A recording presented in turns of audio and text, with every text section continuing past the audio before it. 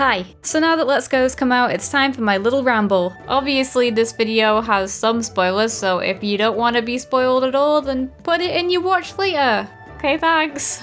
Pokemon Let's Go Pikachu and Eevee are the first mainline Pokemon games on the Switch and are a remake of sorts of Pokemon Yellow. About a week before the games came out, I played through the entirety of Pokemon Yellow to have an accurate point of comparison. As I've said too many times before, I expected Let's Go to be a stepping stone of sorts between Go and the main series. And it's exactly that. The mechanics have been simplified, but at the same time you could argue that they aren't really much different from what they were like in Yellow. It's like a very strange mixture of the recent main series games, Yellow and Go. For the casual player like myself, once you get used to the catching mechanics of Pokemon, you don't really notice any difference in the core gameplay. Sure, they aid you a lot more throughout the story, but that is something that we've seen in more recent games. And I feel like they kind of needed to do that to reduce the risk of alienating the new audience with a sudden difficulty jump.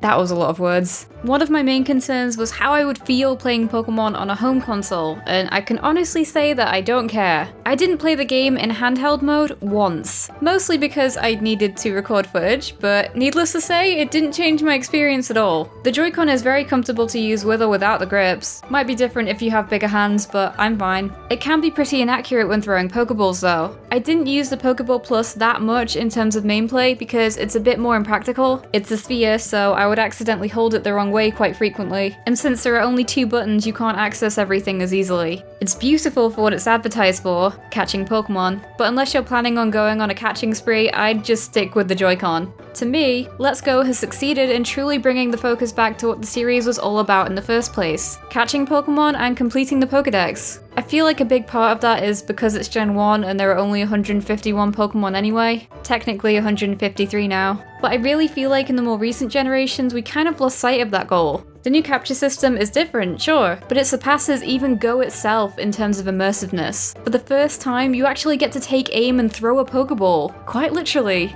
Using the Joy-Con is fun enough, but with the Pokeball Plus it just makes the experience even better. There are actual incentives for catching Pokemon aside from just getting a Dex entry, though to be fair in Gen 7 you didn't even always get that. Every Pokemon on your team gets experience, and there are experience multipliers for how you throw the ball. And the Pokemon can drop items after you catch it, which isn't even counting catch combos. Catch combos are basically the easiest form of chaining you'll ever get, aside from maybe fish chaining. You catch Pokemon of the same species in a row, and as you catch more you get experience bonuses, more items, better IVs, and a higher shiny rate. And the shiny odds don't just apply to the Pokemon that you're chaining either. You could chain 31 Pidgey, which is where the shiny odds cap, and then go to another area to look for something else. The moment you catch a different Pokemon or if something runs, your chain breaks. It's really easy though. Which again, think stepping stone. Go doesn't have anything like that, so it'd be easier for newer players to try catch combos first, and then try out something like SOS or Pokéradar. Following on from Yellow, the partner Pokemon always stays outside the Pokeball and you can interact with it. Obviously with a 20-year advance, this is far more interactive than it was back then. I played Let's Go Eevee first, obviously, and the partner Eevee is the cutest thing ever, I can't even. Only thing is though, when I was playing the game, it bothered me every time Eevee giggled because it reminded me of Madoka, which by the way is my favorite anime, but my favorite character is Sayaka and no one can change my mind. Wait, what? Oh, yeah, Eevee. It sounded like Madoka, which sounds weird, but when the credits rolled, well, what do you know? They have the same voice actress. And I don't know what to do with this information. Oh yeah, Aoi Yuki also plays Tsuyu from My Hero Academia. Think about that. But anyway, the partner Pokemon is much more involved throughout the story, which is nice to see. There's even this part in the Team Rocket hideout where you get to control it to find the lift key, which was really cool. It's not just the partner Pokemon that you can interact with though. Following Pokemon return from Heart Gold and Soul Silver and have so much more personality than before.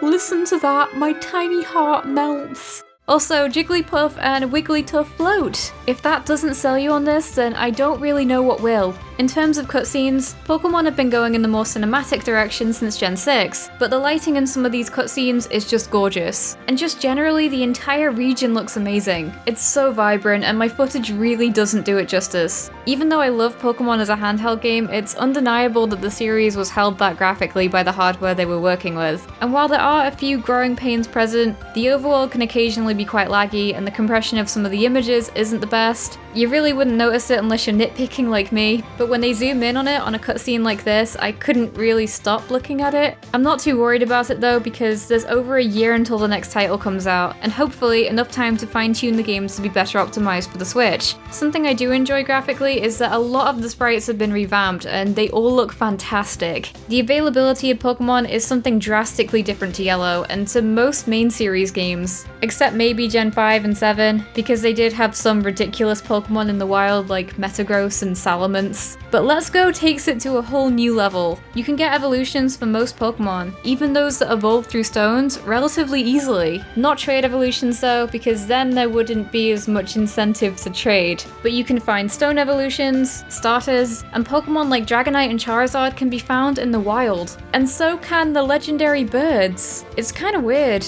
After you catch the legendary birds, they have the chance to appear very rarely in the wild. Their rates are increased with catch combos and lures. A year ago, the idea of finding multiple legendary Pokemon in the wild would have been laughed at. It was an unspoken rule that legendaries are one-offs. Even now it's strange. But I do kind of get it, because a huge selling point of this game is its Go connectivity. So people who have played Go for a while are going to be transferring their Articuno, Zapdos, and Moltres by the dozen anyway. Same goes for the starters and any other rare spawns. There'd be no point in making a particular Pokemon a one-off when people are just going to transfer in more anyway. The only exception to this rule is Mewtwo, which, considering its backstory, wouldn't make sense to appear in the wild anyway. For Let's Go, this is fine, but it does make me wonder what sort of connectivity these games are going to have with the future Switch games. Surely we're not going to be transferring over boxes and boxes of legendaries there too. The way the main story was handled was very strange. It's obvious that you and this new, friendly rival character are taking the place of Red and Blue in the original Gen 1, but it gets confusing because Red and Blue actually exist in-game, and are famously strong trainers that left Pallet Town before you and have little to nothing to do with the Team Rocket segment. Realistically, I know they were put in as a callback for the longtime fans, but it makes me wonder what the canon even is anymore.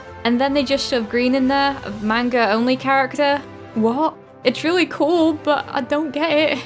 Ignoring the confusion, in a nutshell, the main story is pretty much the same as Yellow's. I don't have an issue with Trace, that's his name, but for a long-time player like me, he was probably never going to live up to the standards set by Blue. His gimmick is that he's nice, which, yeah, sure, go for it. But I kind of liked that Blue was a jerk. I want to be kicked down and told how worthless I am. Maybe that's just a me problem. But with Trace, I didn't really feel as much of a sense of rivalry. At one point I wondered if he would even be champion. But he was, and only because he was like, "Oh, could I please go ahead of you?" When you're ahead of him before the Pokemon League, there's a lot more motivation to put Blue in his place because he's condescending to you throughout the whole story, and always one step ahead. It feels good to put him in the dirt. But with Trace, the motivation just wasn't there as much. Plus, they already did the friendly rival as the champion battle thing last game, but that I was okay with, since Hao has a lot of character development in his efforts to improve, but Trace is just kind of there. They pulled the same joke of trying to trick you that the champion is the professor, and for a moment, I got really excited. Oh, is it gonna be like the unused battle from Gen 1? Please! But when they said it was Trace, I was a bit disappointed. I want to battle Oak!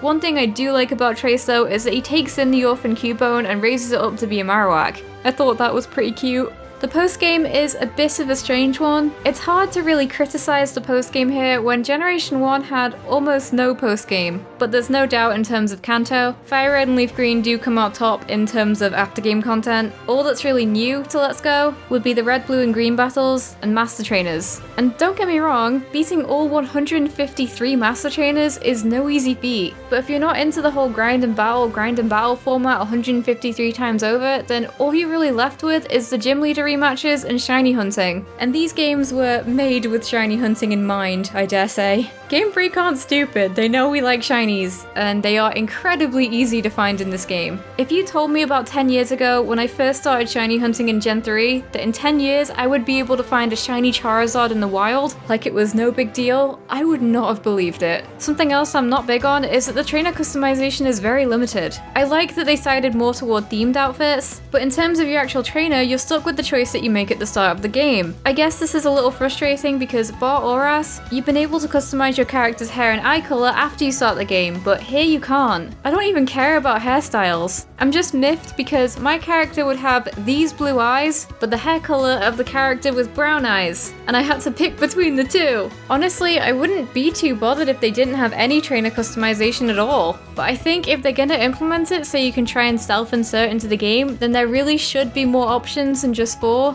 I feel like this is my comeuppance for whining about the customization in Gen 7. But to conclude, on the whole, I like Let's Go. If you're a new player, I think it's a perfect bridge between Go and the main series, but it's definitely enjoyable for me as a long-time player. At its heart, this is a main series Pokemon game just wrapped up in Go packaging to try and lure new players in. Elements of the gameplay have been simplified, but it didn't really change the experience for me at all. You're still raising a team of Pokemon, challenging gyms together, and taking on the Elite Four. I will admit, in terms of the Kanto experience, Fire and Leaf Green's rendition is still my favorite, but what we've seen from Let's Go genuinely has me excited for the potential of the completely new material next year, now that I know what they can do with the Switch in terms of graphics and the soundtrack. Following on from last year with Ultra Sun and Moon, because I'm horribly indecisive, I give this game the score of a Kinder Bueno. I really like those. I would be down for them to sponsor me. But do you know who did sponsor this video? Pokemon and Nintendo! Nintendo UK actually sent me a physical copy of Let's Go Eevee and the Pokeball Plus, and I cannot thank them enough for spoiling me rotten. I've also been spoiled on the Pokemon side of things as well. I got sent these gorgeous plushies and figures, which are part of the new UK merchandise line. It's the first time that the UK have had plushies of such high quality, so I'm really excited to be sharing these with you. You can find them in lots of large retailers. I know, because I had eyed quite a few of them up before I was sent them. Sometimes I just like to sit and stroke them.